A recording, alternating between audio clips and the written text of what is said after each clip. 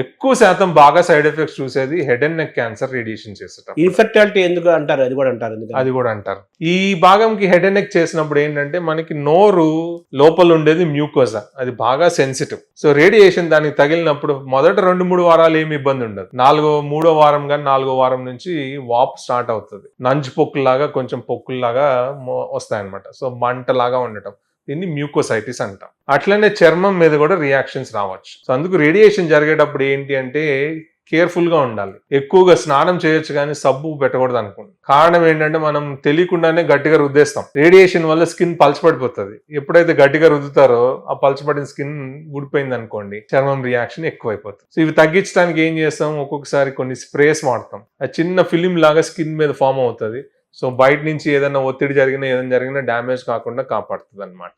అట్లే పొట్ట భాగంకి రేడియేషన్ చేసినప్పుడు పేగులకి ఎక్కువ రేడియేషన్ వెళ్ళింది అనుకోండి, కదలిక ఎక్కువైతే వామిటింగ్ రూపంలో బయటకు వస్తుంది. సో అందుకు రేడియేషన్ కి పొట్ట భాగంకి ఎప్పుడు చేసినా కనీసం 1-1.5 అవర్ ఫాస్టింగ్ ఉండమని చెప్తాం. ఇంకొకటి ఏంటంటే అవసరమైతే వాళ్ళకి యాంటీ ఎమెటిక్స్, వామిటింగ్ కాకుండా ఉండడానికి టాబ్లెట్ ఒకటి చేస్తాం. ఇంకొకటి కిందిగా ఎప్పుడైనా గర్భసంచికి కానీ లేదా రెక్టల్ క్యాన్సర్ కానీ రేడియేషన్ చేసినప్పుడు మన పేగులన్నీ ఇంచుమించు దాని దగ్గరలోనే ఉంటాయి. సో వాళ్ళకి ఏం చేస్తామంటే బ్లాడర్ ప్రోటోకాల్ అని చెప్పి ఒక 3 to 4 గ్లాసెస్ వాటర్ తాగి ఒక 1/2 అవర్ వెయిట్ చేయమంటాం.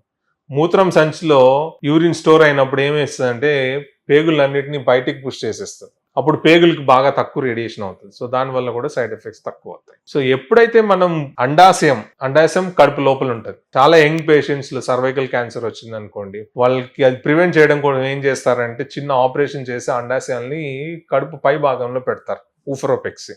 లేదు పేషెంట్స్ డిసైడ్ అయ్యారు మాకు అవసరం లేదు, ఓకే మాకు ఫ్యామిలీ అయిపోయింది అన్నప్పుడు, ఎందుకంటే గర్భసంచిలోనే కదా పిల్లవాళ్ళు పెద్ద అయ్యేది, ఆ గుణం తగ్గిపోతుంది రేడియేషన్ చేసినప్పుడు, స్ట్రెచ్ అవటం అనేది. అండాశయాలు పనిచేయడం తగ్గిపోతాయి రేడియేషన్ వల్ల.